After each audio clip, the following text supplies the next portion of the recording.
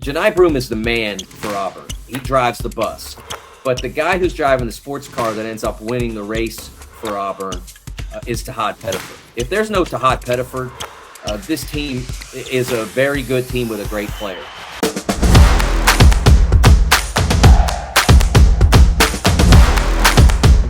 Welcome to the Sportsnaut interview. I am your host, Evan Grote, and we are joined today by Michael DeCourcy, who is a college basketball insider for the Sporting News. And Michael, our Final Four is now set. It's a Final Four of all chalk. All the number one seeds have now advanced to San Antonio. So let's start our conversation there. A little bit about the SEC. They were the dominant conference all season long. They had 14 teams get into the tournament. A record 7 teams advanced to the Sweet 16. And I saw that they were the only conference that's ever had 4 teams advance to the regional finals. So they match up now with 2 teams in the Final Four with Auburn and Florida. Johni Broome's injury that he suffered in the game on Sunday is going to be a major storyline all week long as we get closer to the game here. But what are your thoughts on this matchup, and what are your thoughts on this game? Well, it's hard to know exactly how he'll be, but I do know that he returned to complete the Michigan State game. And for that reason, I'm less concerned with whether or not he'd be healthy. I would suspect that if he were able to go back out there and finish a game that he really didn't need to play in, I think he felt that he needed to play in. But in terms of Auburn producing a victory, he could have sat out the rest of the game, and Michigan State was not changing the way it happened. They couldn't make enough baskets with the way they were performing for him, for Johni Broome's presence to make a difference. So the fact he was able to get out there, I think, is suggestive that he'll be okay for the Florida game. I think that Florida, you're starting to see some of the limitations they have in terms of generating high-end offense. When Walter Clayton is not hitting a lot of threes, they really do struggle a little bit to make baskets. Now, Thomas Houck has been fantastic. He's a real talent and someone who is going to have a chance. He's going to have a career in professional basketball and might even eventually be a first-round pick. But they haven't been able to get the kind of offensive success from their wings that they'd like. As the defenses have escalated through this tournament, you're seeing Elijah Martin have a more difficult time getting successful opportunities to score. Richard on the opposite wing isn't a great offensive player. Inside, they've been a little bit limited. Alex Condon has not played great in this tournament. He has had great moments, and moments that without them, they would not be here. But he's got to be more consistently impactful to win at this level. That's the difference. When you get to this level, you have to have elite play, and that's why teams with a lot of pro prospects, especially the first round guys, the no doubters, they often succeed at this level, at the Final Four level. So we only have a couple of teams that have, maybe even only one team that has no doubters, and that's Duke. But Florida's closest beyond that. With guys like Condon and Houck, they're going to play in the league, and they may be first round picks, but they have to. I don't think we have to worry about Thomas. I think he's been fantastic, but Condon has to be better, and they have to find better ways to generate offense. I'm all for Walter Clayton taking as many shots as he wants, but it shouldn't have to be, oh gosh, we're on another hole, UConn. Oh gosh, we're in another hole, the regional final. It can't just be that. You've got to dictate some of these games. You can't come back every time in the NCAA tournament, because sooner or later you're going to run out of time. As for Auburn, same thing to an extent. Broome has had to be phenomenal in this tournament for them to do well. He's had to do that, especially at the regional semifinal and final level. He was outstanding against Michigan. He was even better against Michigan State before he got hurt. I think that the way I describe it is that Johni Broome is the man for Auburn. He drives the bus. But the guy who's driving the sports car that ends up winning the race for Auburn is Tahad Pettiford. If there's no Tahad Pettiford, this team is a very good team with a great player. but Pettiford changes them. And you can see it in the number of minutes that he's played in this tournament. I had it today. He's averaged 29 minutes in the tournament so far.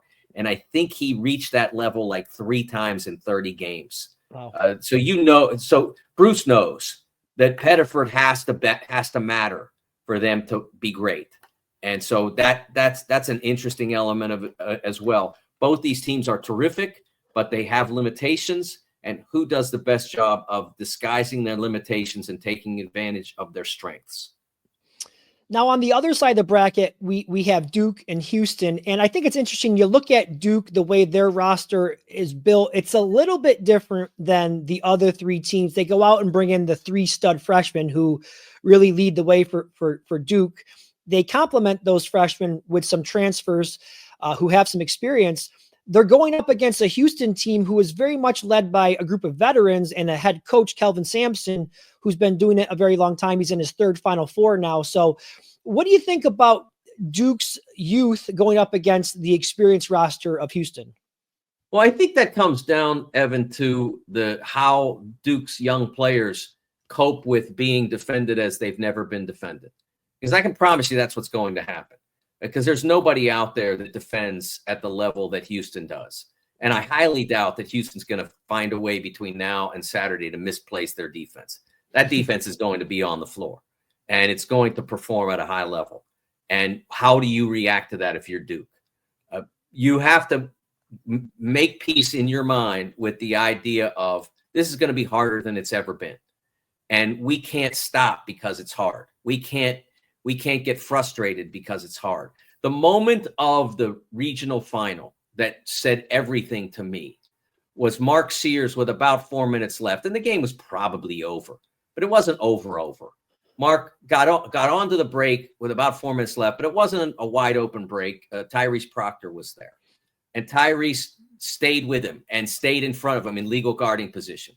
And Mark was just tired of being defended. He just had it, and he threw an elbow and a shoulder into Proctor, got called for an offensive foul. I can't remember who it was, hit the 3 on the next possession, game's over for Duke. And so you can't allow that frustration if you're Duke to dictate how you perform. You have to keep pumping through that. You have to keep driving the basketball deep and seeing what impact it has. Does it draw the defense down from the perimeter so that Proctor or Knuppel get the open shots that they can convert? Can those guys remember, hey, you might not have quite as much time to shoot the basketball as you usually do, but you have to let it go in the same fashion. You can't say, okay, this got to get up or they're going to block it. So what? If they block a 3-pointer, 99 times out of 100, it's going out of bounds. You can live with that. But what you can't live with is you shoot the 3-pointer, it comes off the rim, they get it, they run, they make an easy basket. Because they need as many easy baskets Houston does as they can get. So that's the key for Duke. They have to fight through that. And the secondary thing and this is what Rick Barnes talked about after the regional final on Sunday, is that they probably defended well enough, even though their offense was hideous. They probably defended well enough to be in an 8 to 10 point game in terms of the first shot stop. They got the stops that they needed, but they didn't get the ball. Houston would miss and Houston would get it back. That can't happen for Duke. You can't allow an inordinate percentage of offensive rebounds against Houston because it's how they stay alive offensively.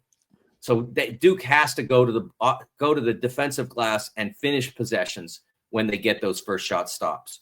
As for Houston, they just have to be who they are and live with the result because they can't change who they are. If they can make shots at a higher level, because they're going to play a great defensive team too. Houston is number 1 in Ken Pom defensive efficiency, and Duke is number 5. And they wrecked Alabama 2 days after they scored 113 points and made 25 threes. So it's a great defense too.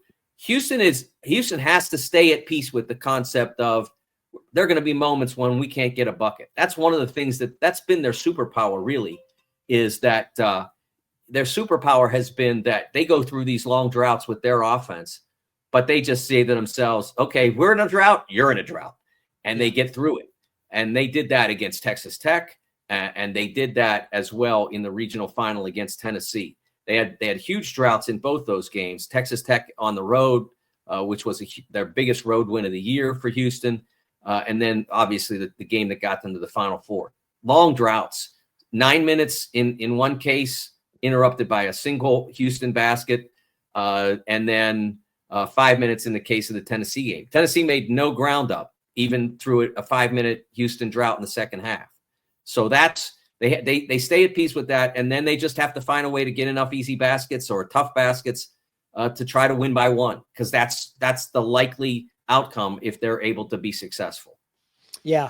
Now, what do you think about, is there a team that you think has a coaching advantage? Because we just talked about some of the youth on Duke's roster. They also have a head coach in John Shire, who's going to be coaching in his first Final Four, going up against Kelvin Sampson in his third. And, Bruce Pearl's been around a lot longer than Todd Golden. And I think in these big moments, coaching obviously plays a major factor in it. So do you feel like any one of these teams has the upper hand? Well, I think that the interesting thing is just being older isn't the deal. Right. But both Kelvin, as you saw in the out of bounds play that they ran to beat Purdue, and Bruce is elite in that as well, especially his offensive inbounds plays are great, but the defense that they play against inbounds plays is the best I've ever seen in 40 years of covering college basketball. No one's ever been better at that than Bruce and his teams. Defending baseline inbounds. And so that is an advantage. If they get into those kinds of games where one possession, two possessions can matter, there's no guarantee that happens. Relative to game prep, I think that they've all shown that they can be exceptional in that. And it really, does one have a coaching advantage? Maybe. It depends on the decisions that are made by each of the four coaches in advance of the game. I mean, Ben Howland is as good at game planning as any coach I've ever seen.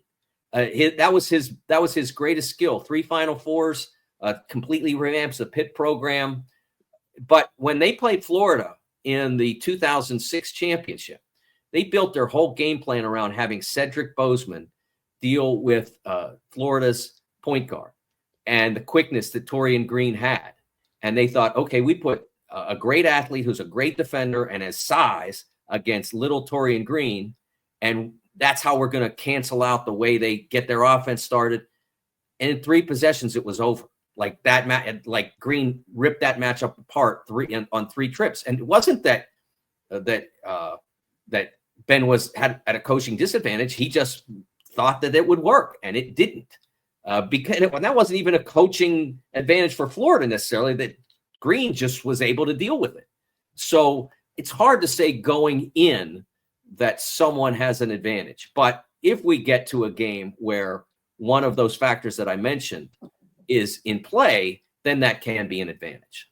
Yeah, well said there. Do you think this is the type of Final Four that America wants to see with the top teams in the country competing? Or do you think that the tournament maybe lacks a little bit of that magic and that excitement that makes the tournament so special, with the Cinderella getting in there who nobody thought would make it, making a deep run? Do you think this is good for college basketball to have the top teams in the Final Four? Well, I will say that I think that this particular tournament was a little bit diminished in terms of that Cinderella factor. I think that's undeniable. I mean, we had the closest we had to Cinderella in this tournament was Arkansas in the Sweet 16 relative to the later part of the tournament. And Arkansas has a $9 million, $8 million coach and players who are going to be pros and all of that. So yeah, I think that we lacked a little bit of that, but be honest with you, I mean, 2 years ago, we had Connecticut, and then we had San Diego State, Florida Atlantic, and Miami. And I had to write an article, felt compelled to write an article, I guess I should say, that said, hey, it's still going to be great. Nobody here that you ever heard of, hardly. But it's still going to be great. It's still going to be worth your time. Watch it anyway. We don't have to do that now. We have 4 number 1 seeds. These teams have been terrific. one of the things I said in an article that I wrote that you can find at sportingnews.com or on my Twitter feed at TSN Mike is that I think we underestimated these teams in a sense. Like we thought, okay, they're all number one seeds. They're all deserving, but one of them will lose because they're not all that. One of them's going to lose, maybe two. I had two losing. And honestly, I thought Auburn was going to lose.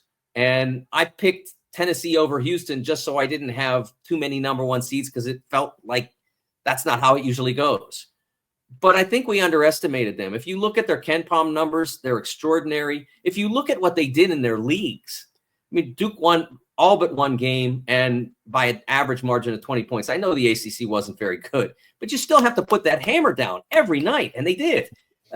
Houston going 19-1 in the Big 12. A very good Big 12, not an elite Big 12, but very good every night. Texas Tech, Arizona, Kansas, Iowa State, and you go 19-1. Florida winning the SEC tournament against the deepest league ever. Auburn with, I think it was 16 regular season quad one wins. I think we underestimated how good these four teams were. Yeah. When we had four number ones in 2008, we weren't surprised at all. We knew. When we had three in 2015 and should have had four if they'd properly seeded Arizona as the one in the East that year, if they had done that or played them in the West and moved Wisconsin East, whichever. If they had, those teams we knew were a level above everybody. This time, I don't think we saw it coming, but we should have. Yeah. Yeah. I mean, it's only happened twice since 2008, like you said. So sometimes it's easy to underestimate the fact that, it hasn't happened often, but we got it this year. I want to pivot here just to a different topic. NIL, of course, portal. It's a big part of college athletics these days. There's some interesting data out there, and I want to get your opinion on this. I saw on ESPN this year's tournament. We talked about the lack of Cinderellas. This year's tournament had the fewest number of lower seeded teams winning games this year. So again, less upsets, no Cinderella. And we also had only four conferences that were represented in the Sweet 16. And that number's down from 2024 and 2023, where we had 7 teams and 9 teams, if I did my research correctly. And I know there's been conference realignment, which played a factor in that. But again, living in this world of NIL and transfer portal, how much of an impact do you think those two things made on the outcome of this year's tournament? I think it's hard to say because don't forget, we didn't just have mid-major seeds losing the upper power seeds. The 6-11 wasn't just always a power conference team against a mid-major. Sometimes it was a power conference team against a power conference team. Yeah. And yet we still had the higher seeded power team win. So it's not just about that. It's about that one of the things that no one has stopped to think about is that the increased value, the improved data that is available to the committee now. First of all, the abandonment of the RPI. Thank goodness. The abandonment of the top 50, top 100 win. Thank goodness. People complain about the quad system because they don't understand it or because they think it's arbitrary to give points for a win over number 30, but not wins over number 31. Look, the committee's not that dumb. They know, they can see it's 30 versus 31. They know it's a quad 1 win, but they also know it's a pretty borderline one. Or this is a quad 2 win, but it's a pretty borderline one. It could have been a quad 1. They're not idiots. They get it. So the change to this system and now the addition of wins above bubble, which means we now have 3 resume metrics to go with 3 predictive metrics. So there's balance there. And the resume metrics, they tell you more about the teams in terms of what they've accomplished. And the committee appeared to cede more toward the resume metrics. And they still obviously respected the performance metrics or predictive metrics, whatever you want to call it. They still respected that. But in a lot of cases, they paid attention to the resume metrics. And so they're doing a better job of seeding. It's really that simple. It's not the only factor, and we'll find out over time how much the portal is impacting teams. But we had the portal a year ago. We had it 2 years ago. And 2 years ago, the season 2 years ago, summer of 2022, we had a player transfer to from Kansas State to Miami for a significant amount of money. And that Miami team wound up in the Final Four. So it's not like that we haven't had immediate eligibility for transfers for a little while. And that data counts too.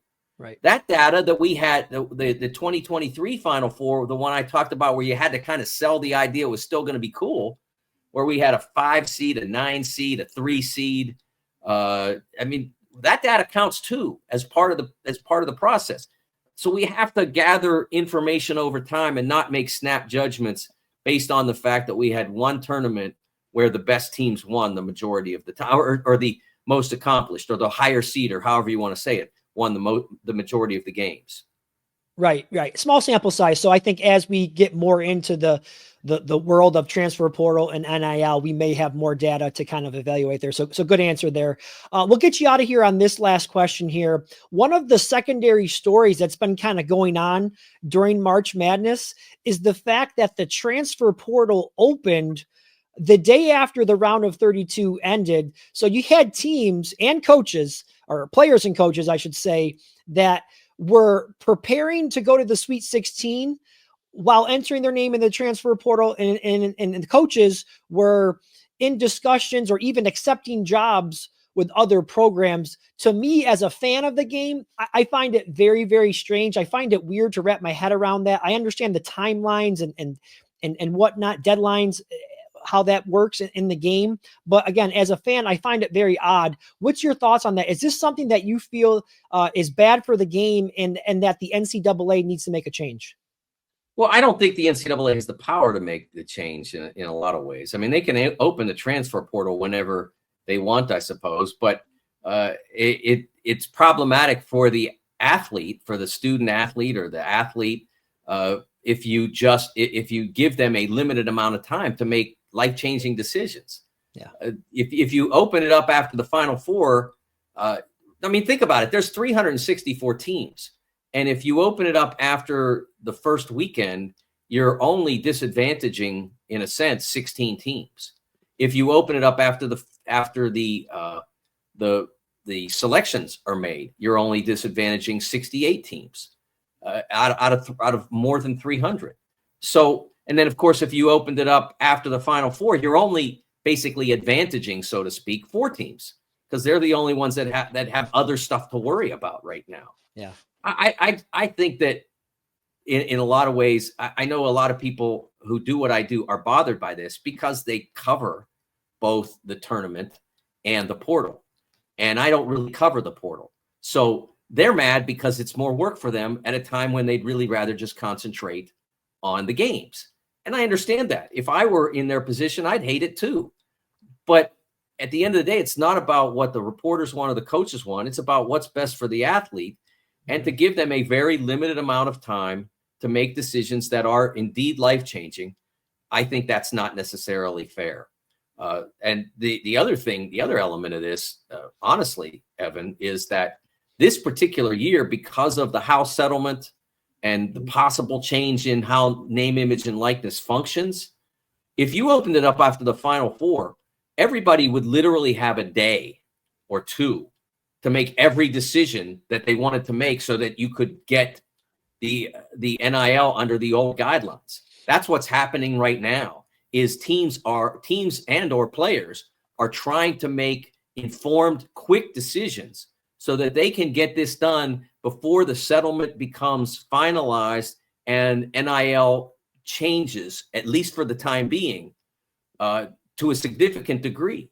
Everybody wants to get this done now so that they can make the NIL offers as they would have in any of the past 2 or 3 years, and then still use the revenue sharing later on. So if you ended it after the Final Four, I think there'd literally opened it after the Final Four. I think there'd literally be a day or two where they could get everything done. So this is actually helping schools and athletes do the business that they want to do, but may be restrained from in the future. All sound reasoning there, Michael. Hard for me to fight you off on that. That's why you're a pro, and that's why we appreciate all of your insight today. We learned something from you today, and I appreciate that. Go out there and follow Michael's work on the sporting news. He mentioned the X handle at TSN Mike. A great follow, one of my favorites for college basketball information. Michael, thank you for all your time today, and keep up all your great work. Thanks, Evan.